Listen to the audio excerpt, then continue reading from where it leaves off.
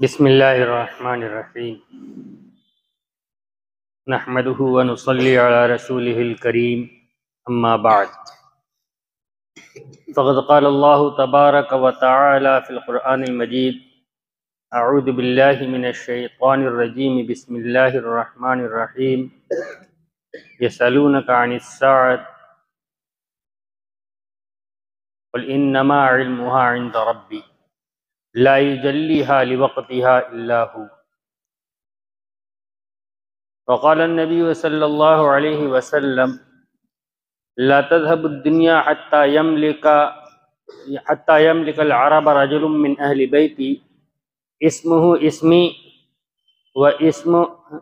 یواطئ اسمه اسمی وفی روایت اسم ابیہ اسم ابی او کما قال علیہ الصلوۃ والسلام۔ میرے محترم بزرگوں اور عزیز ساتھیوں، اللہ تبارک و تعالیٰ نے اس کائنات کو پیدا فرمایا اور اس کائنات کی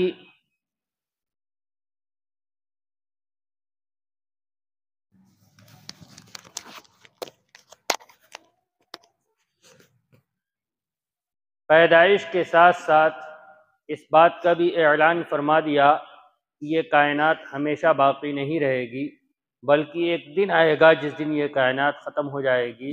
یا ایھا الناس اتقوا ربکم ان زلزلۃ الساعۃ شیء عظیم یوم ترونها تذهل كل مرضعۃ عما ارضعت وتضع كل ذات حمل حملها وترى الناس سکارى اذا السماء انفطرت اذا السماء انشقت القارعۃ ما القارعۃ۔ مختلف آیات کے اندر اللہ تبارک و تعالیٰ نے یہ اعلان فرما دیا کہ قیامت قائم ہوگی۔ کب قائم ہوگی؟ اس سلسلے میں اللہ تبارک و تعالیٰ نے صاف اور واضح اعلان فرما دیا کہ لوگ آپ سے قیامت کے بارے میں پوچھتے ہیں، آپ کہہ دیجئے کہ اس کا علم اللہ تبارک و تعالیٰ نے اپنے پاس رکھا ہے، جس کے اوپر اللہ تبارک و تعالیٰ نے لا یجلیھا لوقتھا الا ھو، اللہ تبارک و تعالیٰ نے اس کے وقت کو کسی کے اوپر واضح نہیں کیا۔ ابن کثیر رحمۃ اللہ علیہ فرماتے ہیں نہ کسی نبی مرسل کو اس بات کا علم ہے، یقینی علم کہ قیامت کب آئے گی، اور نہ کسی فرشتے کو اس کا علم ہے کہ قیامت کب آئے گی۔ چنانچہ حضرت نبی اکرم صلی اللہ علیہ وسلم کے پاس جب حضرت جبریل امین علیہ السلام طالب علم بن کر آئے تھے تو انہوں نے ایک سوال کیا تھا، اخبرنی عن الساعہ، آپ مجھے قیامت کے بارے میں خبر دے دیجئے۔ تو نبی اکرم صلی اللہ علیہ وسلم کا جواب تھا ما المسئول عنہا بأعلم من السائل، جتنا پوچھنے والے کو معلوم ہے جس سے پوچھا جا رہا ہے اس کو اس سے زیادہ نہیں معلوم ہے۔ یعنی یہ تو معلوم ہے کہ قیامت قائم ہوگی، لیکن یہ نہیں معلوم کب قائم ہوگی۔ پھر جبریل امین علیہ السلام نے کہا تھا جب وقت کا علم نہیں ہے تو کچھ علامتیں بتلا دیجئے۔ آپ صلی اللہ علیہ وسلم نے کچھ علامتیں بیان فرمائی۔ چنانچہ قیامت قائم ہوگی، یہ ہمارا عقیدہ ہے۔ ایمان مفصل کے اندر ہم اس کا اقرار کرتے ہیں، بعث بعد الموت، آمنت باللہ وملائکتہ وکتبہ ورسلہ والیوم الآخر، قیامت کے دن کے اوپر ہمارا ایمان ہے، والقدر خیرہ وشرہ من اللہ تعالی والبعث بعد الموت، موت کے بعد دوبارہ اٹھائے جانے پر ہمارا ایمان ہے۔ قیامت کب آئے گی اس کا یقینی علم اللہ تبارک و تعالیٰ کے علاوہ کسی کو نہیں۔ ہاں کچھ علامات بتلائی گئی ہیں کہ قیامت اگر یہ کام ہو جائیں تو پھر اس کے بعد قیامت آ جائے گی۔ ان علامات کو علماء نے 3 حصے کے اوپر تقسیم کیا ہے۔ پہلی علامت علامات بعیدہ کہلاتی ہیں، جیسے حضرت نبی اکرم صلی اللہ علیہ وسلم کی بعثت، یہ علامات قیامت میں سے ہے۔ آپ صلی اللہ علیہ وسلم نے ارشاد فرمایا انا والساعۃ کہاتین، میں اور قیامت ان 2 انگلیوں کی طرح ہے۔ اللہ تبارک و تعالیٰ نے قرآن کے اندر ارشاد فرمایا اقتربت الساعۃ وانشق القمر، قیامت قریب آ گئی اور چاند 2 ٹکڑے ہو گیا۔ شق قمر کا معجزہ یہ علامات قیامت میں سے ہے۔ علماء نے لکھا ہے کہ فتح مکہ کا ہونا، نبی اکرم صلی اللہ علیہ وسلم کی ہجرت کرنا، آپ صلی اللہ علیہ وسلم کا اس دنیا سے وصال فرمانا، یہ سب کے سب علامات قیامت میں سے ہیں، لیکن یہ علامات بعیدہ ہیں، اگر یہ نہ ہوتا تو قیامت قائم نہ ہوتی، یہ سارے کام ہو چکے۔ اس کے بعد دوسرا نمبر آتا ہے علامات متوسطہ کا، جس کے اندر وہ علامتیں ہیں جن میں سے کچھ تو یکبارگی ظاہر ہوں گی، اور اس میں سے اکثر علامتیں وہ ہیں جو تواتر تسلسل کے ساتھ جاری رہیں گی، جس کو نبی اکرم صلی اللہ علیہ وسلم نے ایک روایت کے اندر بیان فرمایا، اذا اتخذ الفیء دولا والامانۃ مغنما والزکاۃ مغرما وتعلم لغیر الدین واطاع الرجل امرأته وعق امه وادنى صديقه واقصى عباه وظهرت الاصوات في المساجد ورفعت الاصوات في المساجد وظهرت القينات والمعازف ورفعت الاصوات في المساجد وشربت الخمور فارتقبوا عند ذلك ريحا حمراء۔ 15 علامتیں آپ نے شمار کرائی ہیں۔ وہ ساری چیزیں جو اس کے اندر بیان کی گئیں، وہ ساری چیزیں آج کے زمانے کے اندر پائی جا رہی ہیں۔ جب مال فے کو ذاتی جائیداد سے ذاتی مال سمجھا جانے لگے، یعنی جو عوامی چندے کی رقم ہے آج کے زمانے کے اعتبار سے، لوگ اس کو اپنے ذاتی استعمال میں لانے لگے، عوامی چندے کی رقم کو لوگ ذاتی مال سمجھنے لگے۔ امانت کوئی رکھ دے تو امانت کے اندر خیانت کرنے لگے، مال غنیمت سمجھ کے اس کو استعمال شروع کر دیں۔ زکوٰۃ کو ٹیکس سمجھا جانے لگے۔ ٹیکس کے اندر ایک ناگواری کا معنی ہوتا ہے، آدمی دینا نہیں چاہتا لیکن اس کے باوجود اس سے لیا جاتا ہے۔ زکوٰۃ ایسی چیز نہیں ہے۔ زکوٰۃ وہ ہے جو آدمی اپنے خوش دلی کے ساتھ ادا کرتا ہے۔ اللہ کے نبی صلی اللہ علیہ وسلم نے صحابہ اکرام رضی اللہ تعالی عنہم نے خوش دلی کے ساتھ زکوٰۃ ادا کی ہے، لہذا زکوٰۃ ایک عبادت ہے، اس کو عبادت سمجھ کر کیا جائے۔ ایک واقعہ سنا کر بات آگے بڑھاتا ہوں کہ صحابہ اکرام رضی اللہ تعالی عنہم کے نزدیک زکوٰۃ کیا تھی۔ واقعہ کتابوں کے اندر لکھا ہوا ہے کہ ایک صحابی رضی اللہ تعالی عنہ کے پاس ایک صاحب آئے، نبی اکرم صلی اللہ علیہ وسلم کے زکوٰۃ وصول کرنے والے معسل آئے، اور ان کے مال کو دیکھ کر کہا تمہارے مال کے اندر 1 سال کی اونٹنی واجب ہے زکوٰۃ کے طور پر۔ انہوں نے کہا 1 سال کی اونٹنی کس کام کی، نہ اس سے دودھ حاصل ہو سکتا ہے نہ یہ سواری کے کام کی ہے، کیا کرو گے 1 سال کی اونٹنی لے کر؟ وہ عمدہ اونٹنی جو ہماری ہے وہ لے کر جاؤ۔ انہوں نے کہا تمہارے مال کے اعتبار سے یہی چیز واجب ہوتی ہے، لہذا میں تو یہی لوں گا، مجھے یہ ہدایت ہے کہ میں اچھے مال سے اجتناب کروں، کسی کا بھی اچھا مال نہ لوں، لہذا میں تو لوں گا نہیں۔ اگر تم دینا چاہتے ہو تو نبی اکرم صلی اللہ علیہ وسلم سفر میں ہیں اور قیام تمہارے قریب ہی ہے، تم ان سے ملاقات کر لو، اگر وہ اجازت دے دیں تو میں لے لوں گا۔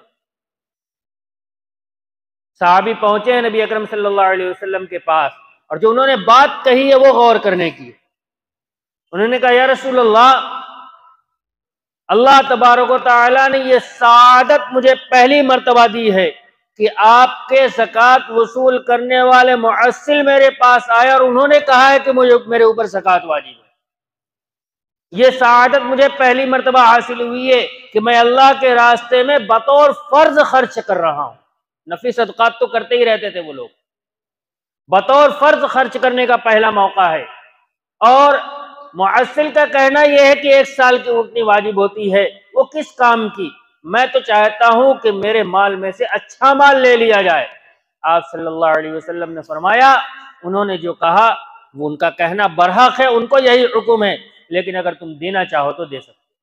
مجھے جو عرض کرنا ہے اس واقعے کے اندر وہ یہ کہ زکوٰۃ کے واجب ہونے کو سعادت سمجھا جا رہا ہے، یہ ہے عبادت۔ ہمارا حال کیا ہے؟ کچھ اور کم ہو جاتا، زکوٰۃ کے اندر کچھ اور کمی ہو جاتی، مسئلہ اس طریقے سے دریافت کر لیا جائے کہ اگر 1,00,000 روپے زکوٰۃ بنتی ہے تو وہ 50,000 ہو جائے۔ کہاں ہے ہمارا عبادت کا تصور؟ اپنے عمل کے تصور سے ہی موازنہ کر لیجئے۔ جب ہم مسجد کے اندر آتے ہیں نماز پڑھنے کے لیے تو ہمارا احساس ہوتا ہے کہ ہم نماز پڑھنے آئے ہیں، عبادت کے لیے آئے۔ اگر فرض نماز پڑھ لینے کے بعد اللہ نے توفیق عطا فرمائی اور 2 رکعت نفل پڑھ لیا تو اندر سے خوشی محسوس ہوتی ہے کہ آج 2 رکعت زائد پڑھی ہے۔ کیا زکوٰۃ کے اندر بھی 100 روپے زائد ادا کر کے اندر سے اس بات کی خوشی ہو جاتی ہے؟ اگر کوئی کہہ دے کہ تمہارے اوپر 1,00,000 روپے زکوٰۃ فرض ہے، 1,000 روپے زکوٰۃ فرض ہے، تو 1,000 کی جگہ 1,100 ادا کر کے اندر سے وہ خوشی حاصل ہو جاتی ہے تو پھر عبادت ہے۔ اور اگر یہ 1,000 روپے نکالنا ہی ہمارے لیے مشکل ہے تو ہم نے والزکوٰۃ مغرمہ کی ہم عملی تفسیر ہے کہ ہم نے زکوٰۃ کو ٹیکس سمجھ رکھا ہے اور چاہتے یہ ہیں کہ کسی طرح بچ جائے، انکم ٹیکس سے بچنے کی کوشش کرتے ہیں۔ اس کا نام اسلامی ٹیکس رکھا ہے، یہ ٹیکس نہیں، یہ عبادت، اور عبادت کو عبادت سمجھ کیا جائے گا تو زکوٰۃ مغرمہ علم دین حاصل کیا جائے۔ باقی تفصیلات، شراب پی جانے لگے، مسجدوں کے اندر بلند ہونے لگے، گانے بجانے والیاں اور گانے بجانے کے ایک بات اور عرض کروں، اللہ کے نبی صلی اللہ علیہ وسلم نے جو لفظ استعمال کیا ظہرت القینات والمعازف، قینات کا ترجمہ ہم لوگ کرتے ہیں گانے بجانے والیاں، عربی کے اندر یہ لفظ طوائف کے لیے استعمال ہوتا ہے۔ آج کے زمانے کے اندر نظر آ رہا ہے بجانے والا، یہ حقیقت میں قینات کے اندر داخل ہے۔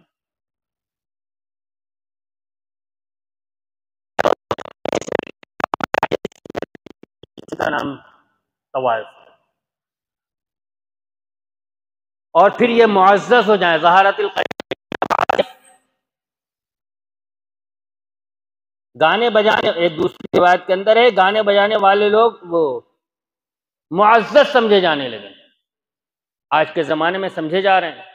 یہ متوسط علامات ہیں جو درمیان میں پائی جائیں گی اور شراب عام ہو جائے گی، اور شراب کی حالت یہ ہو جائے گی کہ لوگ شراب پیئیں گے اور اپنے کو شرابی ماننے کے لیے تیار نہیں ہوں گے۔ الگ الگ نہ سمو بغیر اسمہم، سمو بغیر اسمہ، اللہ کے نبی صلی اللہ علیہ وسلم نے ارشاد فرمایا اب امت میں ایک قوم ہوگی جو یشربون الخمر وسموہ بغیر اسمہ، شراب پیئیں گے لیکن اس کا نام بدل دیں گے۔ آج ہو رہا ہے، نام بدلا ہوا ہے اور شراب پی جا رہی ہے۔ اس طرح کی جو علامتیں ہیں یہ متوسط علامتیں ہیں۔ اس کے بعد نمبر آتا ہے علامات قریبہ کا۔ علامات قریبہ جیسے دجال کا خروج، حضرت مہدی کا ظہور، حضرت عیسیٰ علیہ السلام کا نزول اور دابۃ الارض کا نکلنا، یہ ساری علامتیں قریب کی علامتیں ہیں۔ ان کے ظاہر ہو جانے کے بعد پھر قیامت بالکل قریب ہوگی۔ آج میری گفتگو کا عنوان اس سلسلے میں حضرت امام مہدی رضی اللہ تعالی عنہ کا ظہور ہے۔ ایک بات پہلے عرض کر دوں، عام طور پر حضرت مہدی رضی اللہ تعالی عنہ کے ساتھ امام کا لفظ لگایا جاتا ہے۔ یہ امام وہ امام نہیں ہیں جو شیعہ حضرات لگاتے ہیں، اس لیے کہ ان کے عقیدے کے اندر امام معصوم ہوتا ہے، امام نبیوں کے برابر درجہ رکھتا ہے، اور امام اللہ تبارک و تعالیٰ کی طرف سے مبعوث ہوتا ہے۔ یہاں لفظ امام مقتدی اور پیشوا کے معنی میں، اس لیے میں نے یہ بات عرض کر دی کہ وہ امام جس کے انتظار میں آج اہل تشیع ہیں، جو غار سرہ من رأى کے اندر روپوش ہیں، ان کو بھی امام مہدی کہا گیا ہے، امام منتظر۔ تو ہمارا عقیدہ ان کے عقیدے کے اعتبار سے امام مہدی نہیں ہے، بلکہ ہم امام مقتدی اور پیشوا کے طور پر مانتے ہیں۔ حضرت مہدی رضی اللہ تعالی عنہ کا ظہور ہوگا۔ احادیث کے اندر جو ان کی علامات بیان کی گئیں، ان علامات کو سامنے رکھ کر اس بات کا تجزیہ کرنا بہت ضروری ہے کہ حضرت مہدی کو ہی حضرت مہدی مانا جائے، کسی اور کو مغالطے میں آ کر کسی کی غلط بیانی سے متاثر ہو کر ہمارا عقیدہ کہیں فاسد نہ ہو جائے۔ حضرت مہدی کا جو ظہور ہوگا اس سے پہلے کے حالات دنیا کے کیا ہوں گے؟ اللہ کے نبی صلی اللہ علیہ وسلم نے ارشاد فرمایا کہ پوری دنیا کے اندر قتل اور فساد برپا ہوگا، مسلمانوں کے اوپر مظالم ڈھائے جا رہے ہوں گے، اور صرف مسلمانوں پر نہیں، پوری دنیا کے اندر قتل و غارت گری کا ماحول ہوگا، مسلمانوں کا کوئی پرسان حال نہ ہوگا۔ ایسی حالت کے اندر ایک لشکر نکلے گا شام سے، اور وہ مسلمانوں کو تہ تہ کرتا چلا آئے گا۔ اس وقت مدینے کے اندر اس وقت کا جو خلیفہ ہوگا اس کا انتقال ہوگا، اور اس کے انتقال کے بعد مدینے کے اندر اختلاف پیدا ہوگا کہ کس کو خلیفہ بنایا جائے۔ حضرت مہدی اس وقت مدینے کے اندر ہوں گے، لیکن مدینہ چھوڑ کر مکہ چلے آئیں گے۔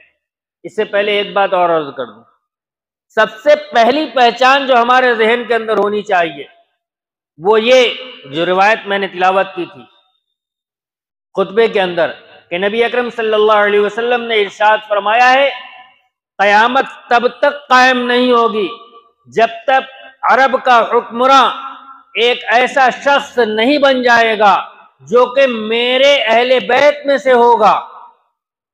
اور دوسری روایتوں سے پتہ چلتا ہے کہ اہل بیت میں ہونے سے مراد حضرت فاطمہ رضی اللہ تعالی عنہ کی اولاد میں سے ہوگا، نجیب الطرفین ہوگا۔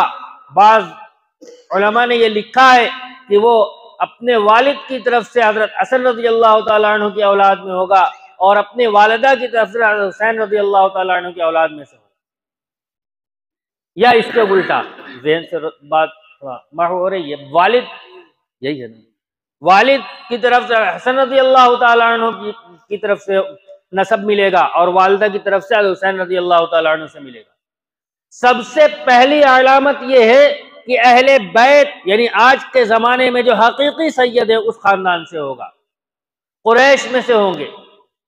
دوسری بات، ان کا نام محمد ہوگا۔ اللہ کے نبی صلی اللہ علیہ وسلم نے ارشاد فرمایا ہے اس کا نام میرے نام کے مطابق ہوگا۔ چنانچہ محدثین میں بعض محدثین کا کہنا یہ ہے کہ ان کا نام احمد بھی ہو سکتا ہے، لیکن جو راجح قول ہے وہ یہی ہے کہ امام مہدی رضی اللہ تعالی عنہ کا جو نام ہوگا وہ محمد ہوگا، والد کا نام عبداللہ ہوگا۔ ماں کے نام کے سلسلے میں کوئی واضح روایت تو موجود نہیں ہے، لیکن پھر بھی بعض علماء نے اس بات کو لکھا ہے کہ ان کی والدہ کا نام بھی آمنہ ہوگا۔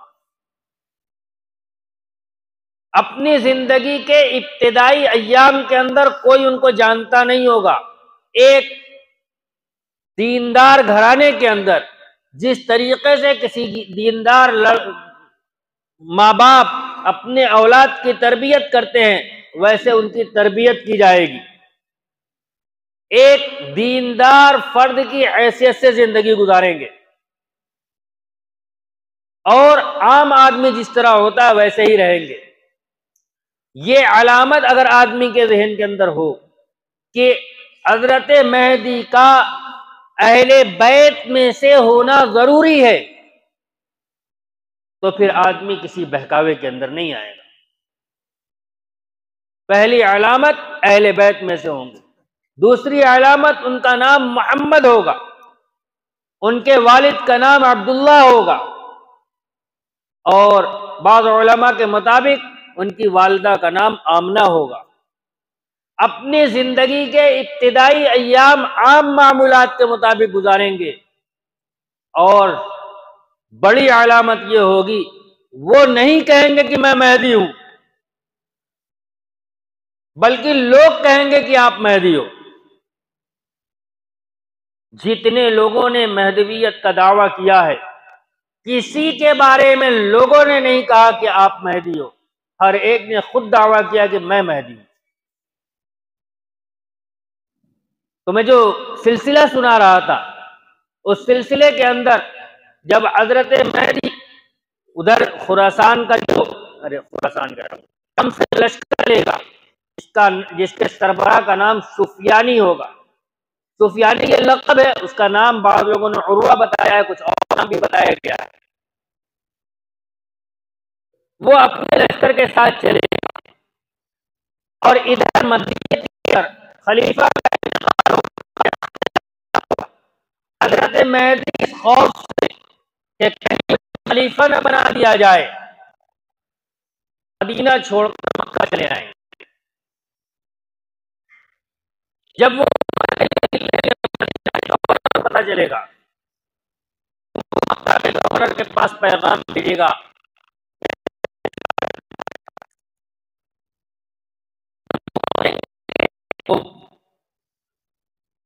پہنچیں گے تو مکے کا گورنر ان سے اس بات کا وعدہ کرے گا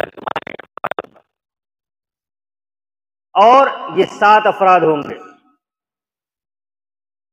جب یہ لوگ ٹھکانے پر پہنچیں گے تو وہ گورنر مکہ کا بدعہدی کرے گا اور ان میں سے 2 آدمیوں کو قتل کرنے کی سازش، جس میں سے ایک نفس زکیہ، نبی اکرم صلی اللہ علیہ وسلم کے فرمان کے مطابق جب تک ان کی شہادت نہیں ہوگی قیامت نہیں آئے گی، حضرت مہدی کا ظہور نہیں ہوگا.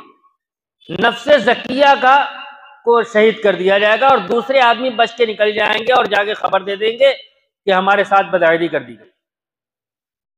ادھر مسلمانوں کے اندر بے چینی ہوگی کہ ہمارا کوئی پرسان حال نہیں ہے، کیا ہوگا؟ تو پوری دنیا سے 7 بڑے بڑے علماء حضرت مہدی کے تلاش کے اندر نکلیں گے اور یہ سب کے سب مکہ پہنچیں گے. لیکن جب حضرت مہدی کو پتہ چلے گا کہ لوگ تلاش کر رہے ہیں، یہ دوبارہ مدینے کی طرف لوٹ جائیں گے. 3 چکر مکے اور مدینے کا لگے گا. 3 چکر لگنے کے بعد تیسرے چکر میں یہ 7 علماء حضرت مہدی کو پا لیں گے اور ان سے زبردستی بیعت لیں گے. تیار نہیں ہوں گے لیکن ان سے زبردستی بیعت لی جائے گی، آپ ہی مہدی ہو. ایک بات پیچھے رہ گئی، وہ بھی عرض کر دوں پھر ادھر آتے. حضرت مہدی رضی اللہ تعالی عنہ کے ظہور سے پہلے ایک واقعہ ہوگا جو سائنسی تحقیقات کے اعتبار سے بالکل محال ہے. چاند کا گرہن سائنسی تحقیق کے مطابق 13، 14 اور 15 تاریخ کو لگ سکتا ہے، اس کے علاوہ کسی دن چاند گرہن نہیں لگ سکتا. لیکن حضرت مہدی رضی اللہ تعالی عنہ کے ظہور سے پہلے جو رمضان پڑے گا، اس رمضان کے اندر پہلی رمضان کو چاند گرہن ہوگا اور اس کے بعد درمیان رمضان کے اندر سورج گرہن ہوگا. ایسا پہلے بھی ہو چکا ہے لیکن سورج گرہن اور چاند گرہن ایک ہی مہینے کے اندر لگا ہے، لیکن ایسا کبھی نہیں ہوا ہے کہ پہلی رات کو چاند گرہن لگ جائے. پہلی رات کو چاند گرہن کبھی نہیں لگا اور سائنسی تحقیقات کے مطابق کبھی ہو بھی نہیں سکتا. یہی وجہ ہے کہ بعض جدید تعلیم سے متاثر حضرات نے اس کا انکار کر دیا کہ ایسا نہیں ہو سکتا. حالانکہ ان اللہ علی کل شیء قدیر، اللہ ہر چیز پر قادر. جب ایک چیز اللہ تبارک و تعالیٰ نے علامت اور نشانی کے طور پر پیش کی ہے تو نشانی ہوتی وہی ہے جو خرق عادت ہو. نبی اکرم صلی اللہ علیہ وسلم کی نبوت پر علامت شق قمر ہے، کوئی توڑ کے دکھائے. عادت کے خلاف عمل ہو جائے، ہاتھوں سے پانی کا چشمہ جاری ہو جائے، یہ ہے نشانی جو ہوتی ہے، علامت جو ہوتی ہے وہ ہمیشہ عادت کے خلاف ہوا کرتی ہے.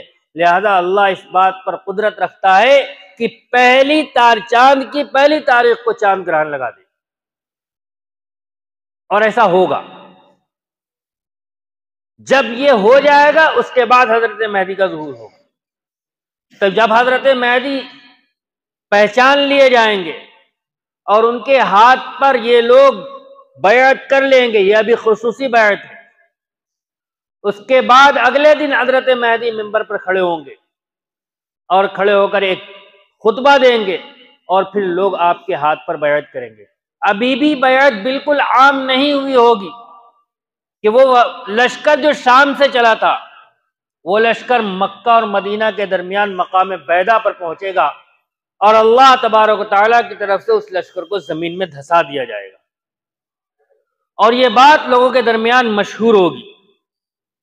پھر پوری دنیا سے جو اللہ والے ہیں، کتب ابدال ہیں، بڑے بڑے علماء ہیں، سب رجوع کریں گے حضرت مہدی کی طرف، اور حضرت مہدی کے ہاتھ پر بیعت کر کے ان کے ساتھ شامل ہو جائیں گے۔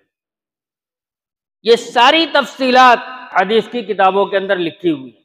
اس کے بعد حضرت مہدی کی خلافت کے اوپر مسلمانوں کا اتفاق ہوگا، ہر طرف سے کفار کے خلاف جہاد ہوگا، حتیٰ کہ ہمارا یہ خطہ جو بر صغیر کا ہے یہ بھی نہیں چھوٹے گا، یہاں بھی جہاد ہوگا، اور اس بر صغیر کے خطے سے جو مال غنیمت حاصل ہوگا، اس مال غنیمت سے بیت المقدس کی آرائش کی جائے گی۔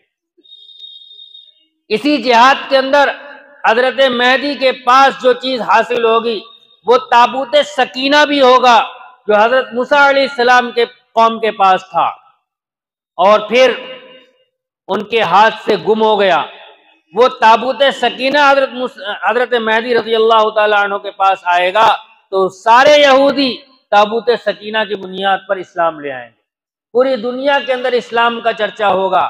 اللہ کے نبی صلی اللہ علیہ وسلم نے ارشاد فرمایا کہ جب میرے گھر والوں میں سے یہ آدمی بادشاہ بنے گا، مسلمانوں کا پیشوا بنے گا، تو پوری زمین کو عدل و انصاف سے بھر دے گا، جیسا کہ اس سے پہلے ظلم اور زیادتی سے بھری ہوئی تھی۔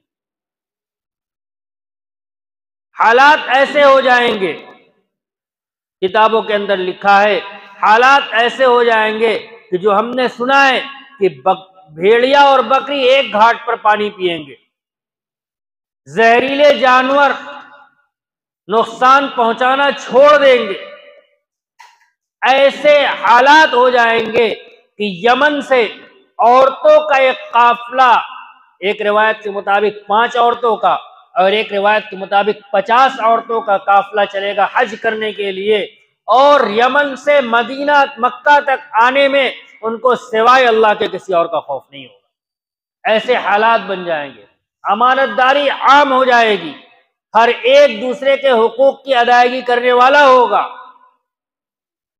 اور زمین عدل و انصاف سے بھرے گی، اللہ تبارک و تعالیٰ کی برکتیں آسمان سے نازل ہوں گی۔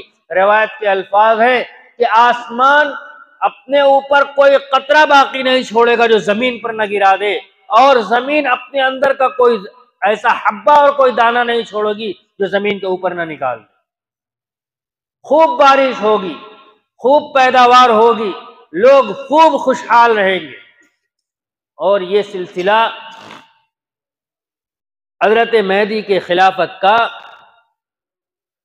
روایت کے مختلف الفاظ کے اعتبار سے 7 سال 8 سال 9 سال 9 سال سے زیادہ نہیں چلے، 9 سال تک اس مہدی رضی اللہ تعالیٰ عنہ کی خلافت رہے گی، اور اس کے بعد وفات ہوگی، اور اس وفات پر مسلمان ان کی نماز جنازہ پڑھیں گے۔ اسی دوران حضرت مہدی رضی اللہ تعالیٰ عنہ کی زندگی کے اندر ہی حضرت عیسیٰ علیہ السلام کا نزول ہوگا، دجال کا خروج ہوگا، سارے واقعات اس دوران جو تفصیلات میں نے بیان کی، جس میں بنیادی طور پر جو چیزیں یاد رکھنے کی، وہ سب سے پہلی چیز حضرت مہدی قریش میں سے یعنی عربی النسل ہوں گے، دوسرے نام محمد ہوگا، والد کا نام عبداللہ ہوگا، تیسرے مہدی ہونے کا اعلان مہدی ہو، لوگوں کو بلا کے بیعت نہیں لیں گے، لوگ ان کو پکڑ کر ان کے ہاتھ پر بیعت کریں گے، وہ تو بیعت سے بھاگ رہے ہوں گے۔ اور جس وقت حضرت مہدی رضی اللہ تعالیٰ عنہ کا ظہور ہوگا، اس وقت آسمان سے ایک آواز آئے گی، الفاظ ھذا مہدی فاتبعوہ، یہی مہدی ہے، ان کی اتباع کر لو۔ اور بعض روایت میں آتا ہے کہ ایک بادل ہوگا اور بادل سے آواز آئے گی، یہ مہدی ہے، اور ایک ہاتھ نکلے گا جو اشارہ کرے گا کہ یہ مہدی ہے، ان کے ہاتھ پر بیعت کر لو۔ یعنی حضرت مہدی اپنے ہونے کا دعویٰ نہیں کریں گے، اور آسمانی تائید حاصل رہے گی ان کو، اعلان کیا جائے گا کہ یہ مہدی ہیں، دلائل سے ثابت نہیں کیا جائے گا۔ ان ساری چیزوں کو سامنے رکھیے اور آج کے ہمارے حالات کا جائزہ لیجیے۔ ہم اپنے دینی علوم سے ایسے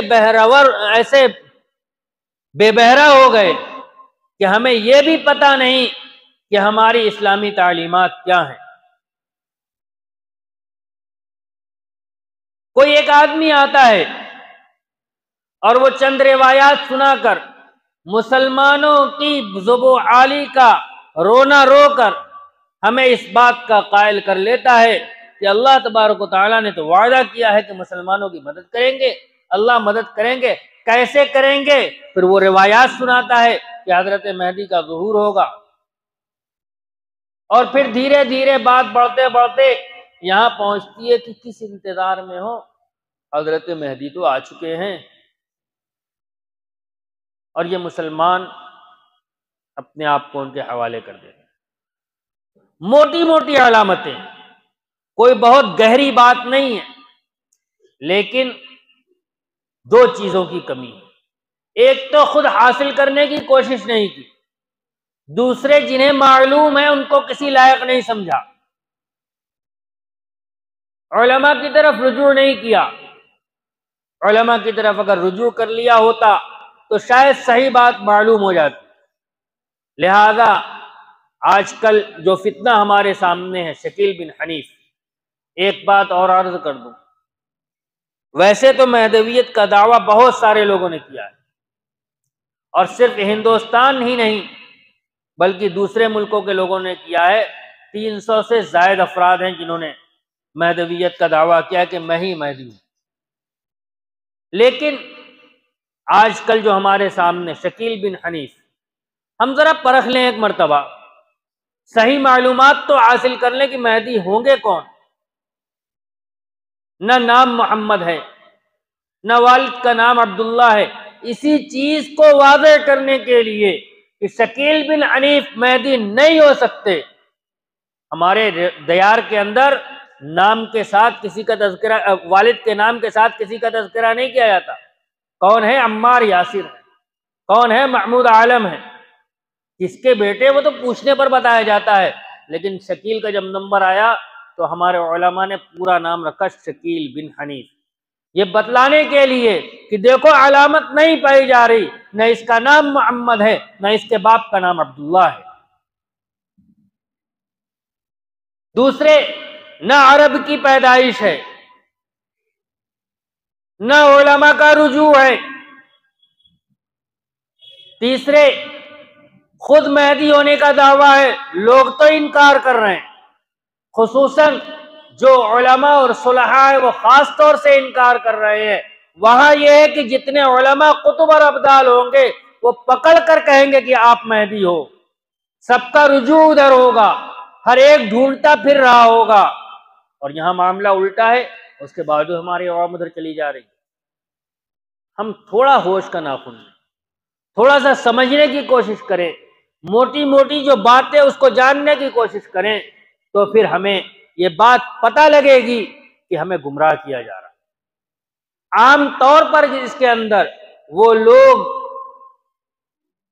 جلدی دام فریب کے اندر آتے ہیں جن کا علماء سے تعلق نہیں ہوتا، جو جدید تعلیم کے رسیا ہوا کرتے ہیں۔ جدید تعلیم حاصل کرنا کوئی گناہ نہیں ہے، بلکہ جدید تعلیم کی بنیاد پر اسلام سے بے تعلق ہو جانا اور اسلام کو پس پشت ڈال دینا یہ غلط چیز ہے۔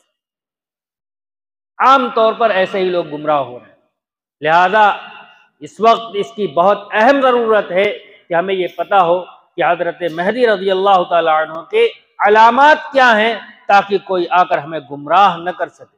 اور یہ فتنہ بنارس کے اندر بہت تیزی سے پھیل رہا ہے، معلوم نہیں کیا پڑھا دیا جاتا۔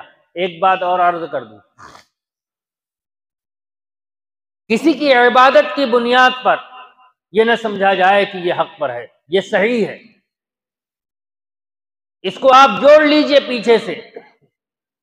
خوارج جو اس امت کا پہلا فتنہ ہے، جس کے بارے میں نبی علیہ السلام نے ارشاد فرمایا تھا، یمرقون من الدین کما یمرق السم من الرمی، جائیں گے جیسے تیر۔ بہت عبادت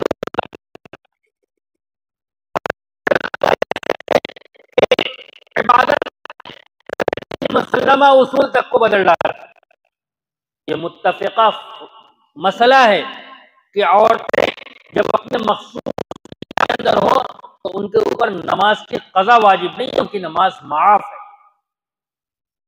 لیکن خوارج کا مسئلہ یہ ہے کہ نماز معاف نہیں۔ حضرت عائشہ رضی اللہ عنہا کے پاس ایک عورت بیٹھی ہوئی تھی اور اس نے یہی مسئلہ بیان کر دیا، تو حضرت عائشہ رضی اللہ عنہا نے اس کو دلیل سے جواب نہیں دیا، صرف ایک بات کہا، احروریۃ انت، احروریۃ انت، خارجی ہے کیا رے؟ خارجی ہے، بات ختم ہو گئی، اب کسی دلیل کی ضرورت ہی نہیں ہے گمراہ ہونے کے لیے خارجی ہونا۔ تو وہاں کی عبادت بہت کثرت سے تھی۔ جب خروج انہوں نے کیا تھا تو انہوں نے اپنے خروج کی دلیل جو بنائی تھی وہ قرآن کی آیت بنائی تھی، ان الحکم الا للہ۔ قرآن کی آیت سے استدلال کیا تھا کہ حضرت علی اور معاویہ رضی اللہ تعالیٰ عنہ دونوں کے دونوں کافر ہو گئے، قرآن کی آیت سے استدلال کیا۔ اس وقت حضرت علی رضی اللہ تعالیٰ عنہ نے کہا، کلمۃ حق ارید بها المعنى الباطل، بات تو سچی ہے، معنی غلط لیا گیا۔ لہذا کسی کی عبادت کی بنیاد پر یہ فیصلہ نہیں کر لیا جائے گا کہ یہ آدمی جو بات کہہ رہا ہے صحیح کہہ رہا ہے۔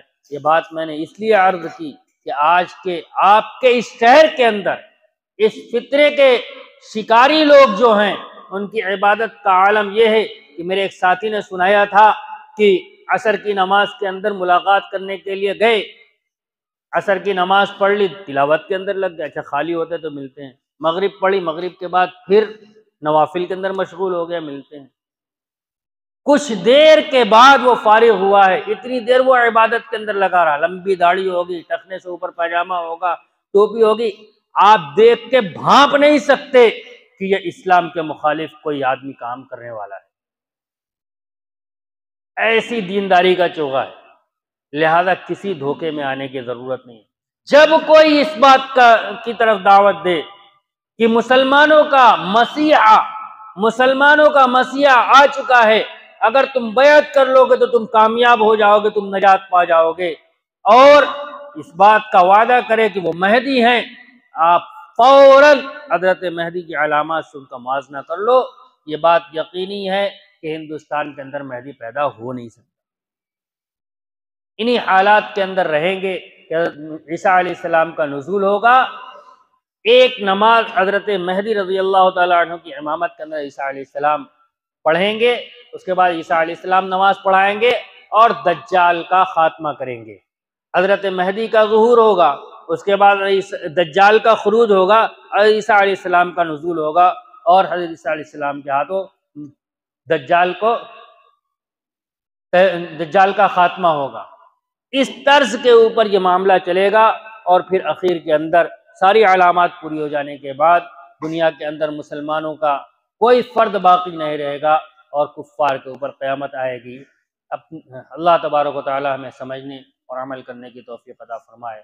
وآخر دعوانا ان الحمد للہ رب العالمین۔